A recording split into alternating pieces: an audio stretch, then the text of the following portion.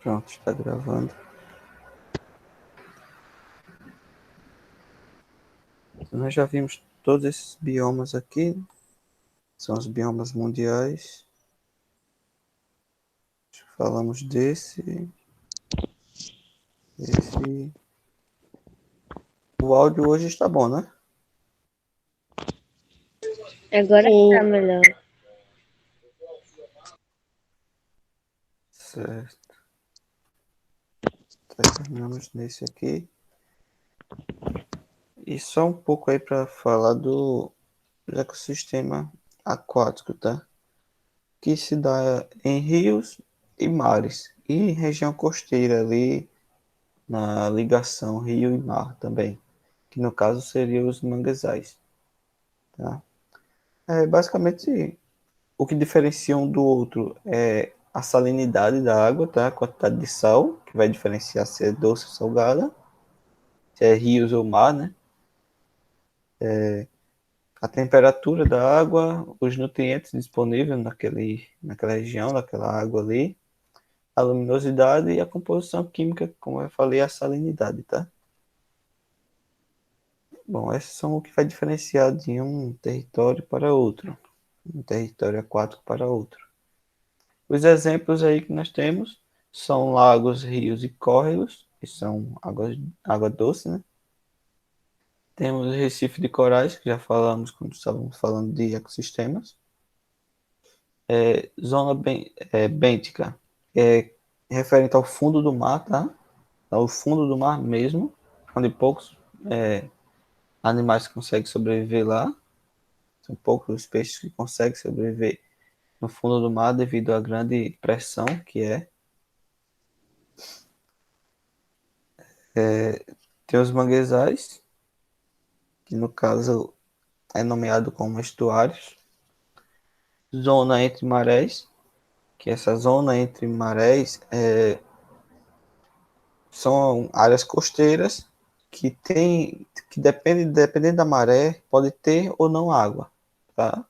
Na maré está alta, tem água. Quando não está, não tem água, tá? As zonas pelágicas oceânicas são o mar aberto, no caso que é o mar, só que na parte mais na superfície, né? Como eu falei, tem a parte bêntica, que é o fundo do mar, e tem a parte mais alta, que é onde vive a maioria dos peixes. Não só peixes, né? Também aí baleias, né? Cavalo marinho, estrela do mar, moluscos, enfim, tartarugas. Esses são os ambientes. Isso é só para detalhar eles mesmo. Bom, vamos entrar em biomas brasileiros. Existem basicamente dois, né? Além dos aquáticos, nós temos aí os terrestres, nós temos os continentais, né? Que seriam os biomas terrestres, que é a Amazônia, Caatinga, Cerrado, Mata Atlântica, Pampa e Pantanal.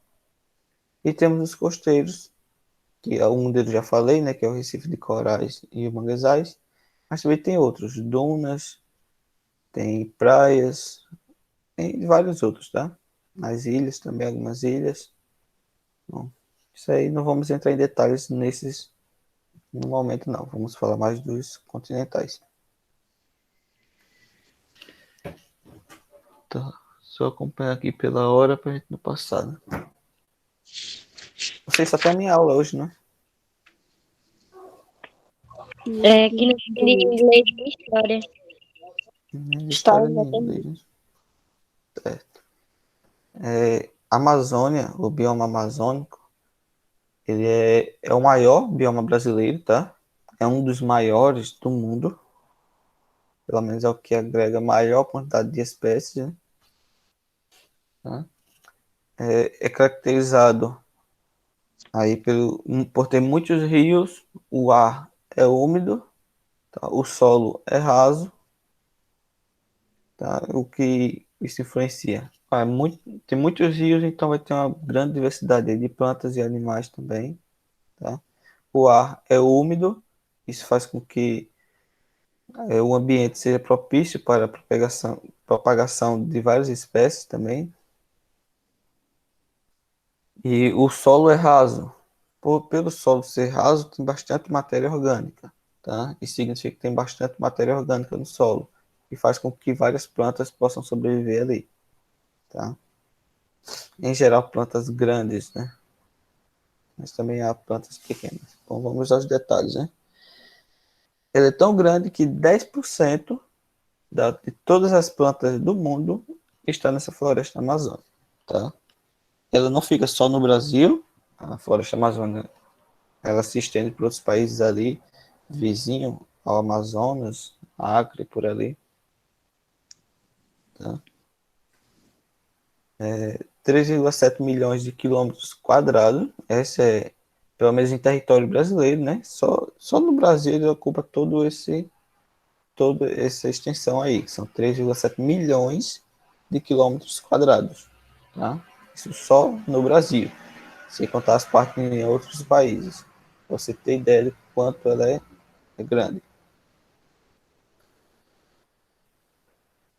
As árvores de tamanhos reduzidos, ela recebe menos luz, porque está na parte mais inferior ali, né? Tem as árvores enormes que fecha tudo. Essas árvores que vão crescendo menores ali, as plantas menores, elas têm dificuldade em sobreviver porque não tem luminosidade, porque as plantas maiores e as médias fecha tudo, então não consegue passar luz para o solo. E essas plantas rasteiras aí, elas não conseguem desenvolver. A diversidade de animais é enorme, tá? Desde aves, mamíferos, répteis, peixes, claro, como já falei que tem bastante rios, né? Insetos, é muito grande a variedade de animais que existem aí. Tem alguns exemplos aqui: aves primatas, que no caso são os macacos, né?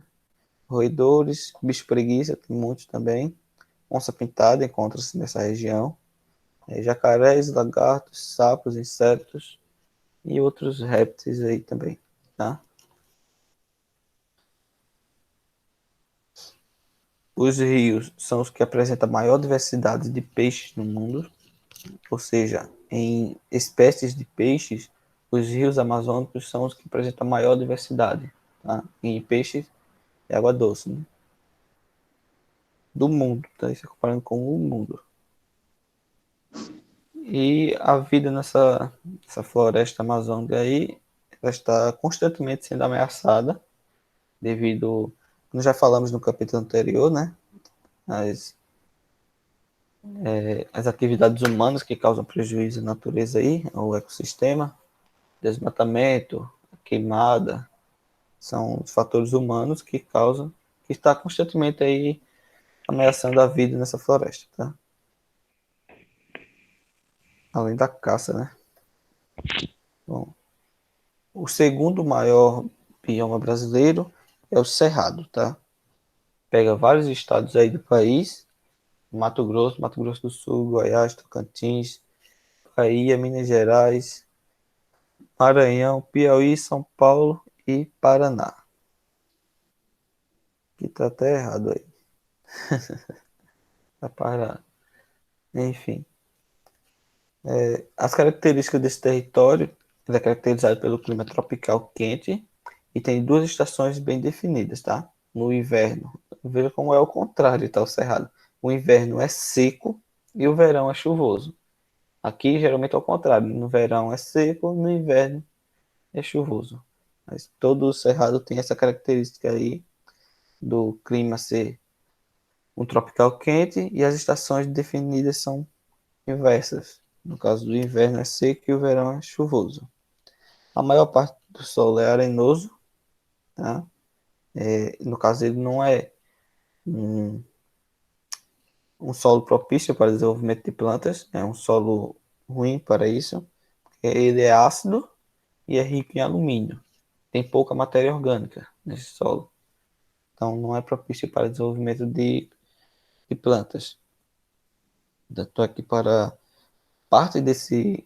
O Cerrado, acho que todas as áreas, quase todas as áreas do do Brasil, todos os biomas estão em perigo por causa da destruição deles para investimentos em agropecuária, no caso agricultura e pecuária, né? No caso da agricultura, como o solo é desfavorável, eles vão ter que fazer a correção da acidez do alumínio, tá? Existem produtos químicos para isso. Então, não botei em todos aqui, todos os biomas, mas em todos eles passam por isso. Todos eles aí estão sendo ameaçados por causa disso, do avanço da agricultura e da pecuária, tá? A vegetação é rasteira, tem algumas árvores de porte pequeno, como você pode observar aí na imagem, tá? Tem a parte rasteira e tem algumas árvores, as árvores pequenas aí, atingindo, acho que no máximo 5 metros de altura, tá? São árvores consideradas pequenas.